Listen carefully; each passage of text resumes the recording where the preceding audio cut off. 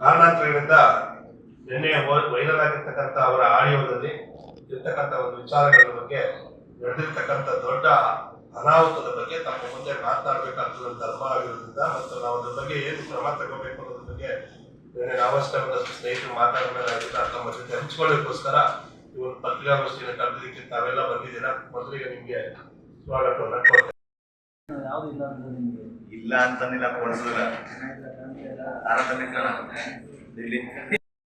ಪ್ರಬಲವಾಗಿ ಜಿಲ್ಲೆಯಲ್ಲಿ ಕೆಲಸ ಮಾಡಿ ರಾಜಕೀಯ ಸಾಕಪ್ಪ ಅಂತಿದ್ರು. ಆದ್ರೂ ನೀನು ಕಾಲಿಡಿದ ಮೇಲೆ ಮಂಡ್ಯ ಜಿಲ್ಲೆಯಾದ್ಯಂತ ನಿನ್ನ ಪರ ಅವರು ಚುನಾವಣೆಯಲ್ಲಿ ಮತ ಕೇಳಿದ್ದು ಪರಿಣಾಮವಾಗಿ ದಾಖಲೆಯ ಮತಗಳಿಂದ ಗೆದ್ದಿದ್ದಾರೆ. ಇಲ್ಲ ಅಂತ ಏನಿಲ್ಲ. ಯಾಕಂದ್ರೆ ಬಿಜೆಪಿ ಡೆಮ್ಮಿ ಕ್ಯಾಂಡಿಡೇಟ್ ಇತ್ತು, ಕಾಂಗ್ರೆಸ್ ಕ್ಯಾಂಡಿಡೇಟ್ ಇರಲಿಲ್ಲ, ಮೈತ್ರಿ ಅಭ್ಯರ್ಥಿಯಾಗಿದ್ರೆ ಜನತಾದಳದವರು ನಿಮ್ಮ ಪಕ್ಷದ ಅಭ್ಯರ್ಥಿ ಅವ್ರ ಪಕ್ಷದ ಅಭ್ಯರ್ಥಿಯಾಗಿ ಮತ ಹಾಕಿದ್ರು, ಕಾಂಗ್ರೆಸ್ ಅವರು ಮತ ಹಾಕಿದ್ರು, ಬಿಜೆಪಿಯಲ್ಲಿ ಮತ ಕೇಳೋದೇ ಇರಲಿಲ್ಲ.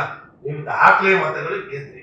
ದಾಖಲೆ ಮತಗಳು ಗೆದ್ದನ್ನು ಕೂಡ ಆಡಿಯೋದಲ್ಲಿ ಹೇಳ್ಕೊತೀರಿ. ಅದೇ ದಾಖಲೆ ಮತಗಳು ಗೆದ್ದಂತ ನೀವು ನಾಮಗಳು ತಮ್ಮ ಪತ್ನಿಯನ್ನ ಬಿಜೆಪಿಯಿಂದ ಸ್ಪರ್ಧೆ ಮಾಡಿಸಿ ಕೇವಲ 7,000 ಮತಗಳನ್ನು ತಗೊಂಡು ಈ ನಾಯಕರು ಸೋತಿದೆ.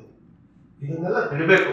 ನಿಮ್ಮ ಮಾತು, ನಿಮ್ಮ ನಡವಳಿಕೆ, ನಿಮ್ಮ ತೂಕ, ವ್ಯಕ್ತಿತ್ವದ ಆ ಮುಖವಾಡ ಬಯಲಾಗಿದೆ. ಶಿವರಾಮೇಗೌಡರಿಗೆ ಹೇಳಲಿಕ್ಕೆ ಇಷ್ಟಪಡ್ತೇನೆ, ನೀವು JDSಗೆ ವಾಪಸ್ ಕಲಿಯಾಗಿದ್ರಿ, ಈಗ ಕಾಂಗ್ರೆಸ್ ಪಕ್ಷಕ್ಕೆ ವಾಪಸ್ ಕಲಿಯಾಗಿದ್ರಿ. ಈ ಜಿಲ್ಲೆಯ ಮರ್ಯಾದೆ ಕಳೆದಂತ ಮಹಾಪಾಪಿ ನೀವು.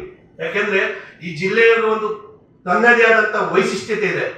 ಮಂಡ್ಯಕ್ಕೆ ಒಂದು ಹೆಸರು ತಂದುಕೊಟ್ಟದ್ದು ಕಲಾಸಕ್ತಿಯ ಮೂಲಕ ಅಂಬರೀಶ್ ಅವರು. ಅದೇ ರೀತಿ ಹೋರಾಟದ ಮೂಲಕ ತನ್ನದೇ ಆದಂತ ಹೆಸರು ತಂದುಕೊಟ್ಟವರು ಜಿ ಮಾದೇಗೌಡರು. ಬೆಂಗಳೂರಿನ ಜನ ಇವತ್ತು ಜಿ ಮಾದೇಗೌಡರನ್ನ ನೆನೆಸ್ಕೋತಾರೆ. ಕಾವೇರಿ ಹೋರಾಟದ ಸುಪುತ್ರ ಅವರು. ಇಬ್ಬರ ಬಗ್ಗೆ ನೀವು ಮಹನೀಯರ ಬಗ್ಗೆ ಮಾತನಾಡುವ ಮೂಲಕ ನಿಮ್ಮ ಮರ್ಯಾದೆ ಕಳ್ಕೊಂಡಿಲ್ಲ, ಮಂಡ್ಯದ ಮರ್ಯಾದೆಯನ್ನು ತೆಗೆಯುವಂತ ಕೆಲಸ ಮಾಡಿದ್ರ. ಅದಕ್ಕೆ ಮಂಡ್ಯದ ನಾಗರಿಕನಾಗಿ, ಅಂಬರೀಶ್ ಅಭಿಮಾನಿಯಾಗಿ ಬೇರೆ, ಮಂಡ್ಯದ ನಾಗರಿಕನಾಗಿ ನಿಮ್ಮ ಅನಾಗರಿಕ ಹೇಳಿಕೆಯನ್ನು ಖಂಡಿಸಲಿಕ್ಕೆ ಇಷ್ಟಪಡ್ತೀನಿ.